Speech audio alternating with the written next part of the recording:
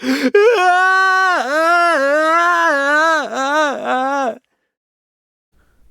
है आपका हॉन्टेड 27 में एक और बार, एक और भूतिया, एक और मिस्टीरियस, एक और पैरानॉर्मल एक्टिविटीज से रिलेटेड कहानी मैं आपके सामने ले आया हूँ। कहानी की शुरुआत करूँ उसके पहले पहली बार आए हो चैनल पे तो लाइक और सब्सक्राइब कर देना। कमेंट सेक्शन में आपकी जो भी कमेंट है लिख देना। इंस्टाग्राम पे फॉलो नहीं किया मुझे अब तक, जाके पहले फॉलो भी कर दो ताकि आप मुझे डायरेक्ट डीएम भी कर सकते हो आपकी कहानी या कुछ भी हॉरर भूतिया कहानी जो कि सच्ची घटना से रिलेटेड हो तो ही मैं लोगों को सुनाऊंगा। अभी के पे जाइए, इंस्टा पे फॉलो भी कर दीजिए और कहानी सुनने के तैयार हो जाइए, क्योंकि आज एक ऐसी कहानी आपके सामने लाया हूँ, एक ऐसी कहानी आपके सामने लाया हूँ। ये कहानी आम लोगों के लिए बनी नहीं है, ये जिसका दिल बड़ा हो, जिसकी हिम्मत हो, वो ये कहानी सुन पाएगा। तो चलिए कहानी की शुरुआत करते हैं बिना कोई वक्त गवाए। दोस्तों, कहानी की शुरुआत होती है सन 2007 में।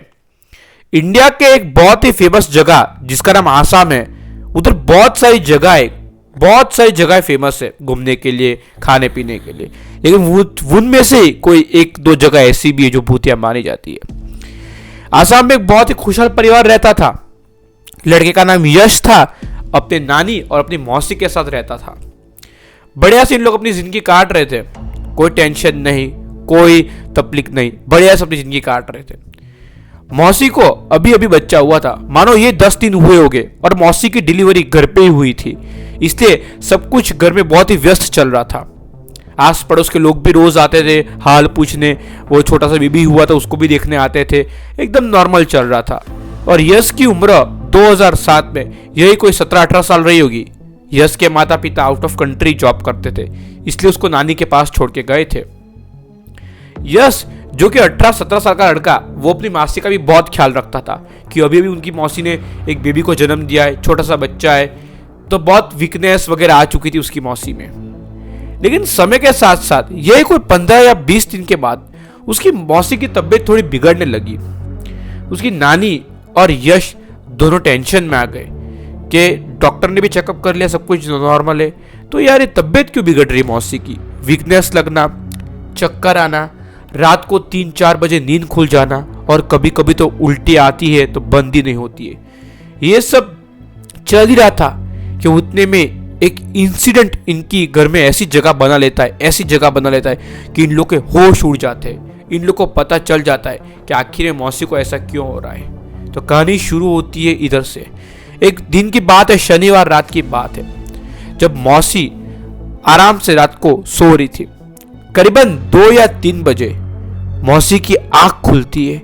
पता नहीं मौसी के कान में कुछ घुसर पुसर आवाज आ रही थी, मानो जैसे कुछ कोई कहना चाहता हो। मौसी हल्की सी आंख खोलती है और वो एग्जैक्ट सामने लगी हुई खिड़की पे ये देखती है कि कोई काला सा छाया सामने खड़ा हुआ है, एकदम काला सा छाया, और लिटरली हवा में उड़ रहा है। उसके बाल दिख रहे हैं, उसकी आंख की पुतलियां सफेद दिख रही है, लेकिन वो कुछ कहना चाहती है। पहले तो मुंह से आवाज नहीं निकली, लेकिन फिर जोर से एकदम चिल्लाई। तो नानी जो बाजू वाले कमरे में बैठी थी, जिसके हाथ में मौसी का बच्चा था, उधर सुला के नानी फटाफट मौसी के कमरे में आई कि बच्चा जग जाएगा, इतना जोर से क्यों चिल्लाई मेरी लड़की।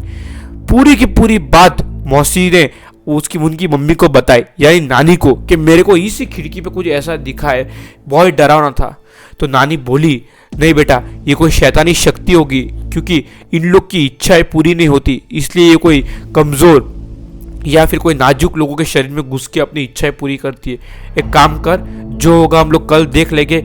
अभी तेरे पास एक छुरी रख, छुरी या फिर सरसों का तेल ऐसा कुछ लेके नानी जी आती है, और उनकी बेटी का नाम प्रियंका था, उनको मौसी जी को एकदम प्रियंका उनको एकदम लिपटा पे हाथ पे बांध देती है, और बाजू में चाकू सब रख देती है, और सरसों का तेल सब बांधती है कि अभी तो आराम से सो जा और खिड़की बंद कर ले। वहां से नानी जी ये सब करके चले गए। लेकिन कहानी यहाँ खत्म नहीं हुई। ठीक 3:30 बजे जब नानी जी भी गहरी नींद में चली गई, तो नानी जी को भी एक आवाज आने लगी। नानी जी को भी जैसे कोई उनके घर के पीछे अलग आवाज में रो रहा है, घूर घूर के रो रहा है, कुत्तों की आवाज में रो रहा है ऐसा।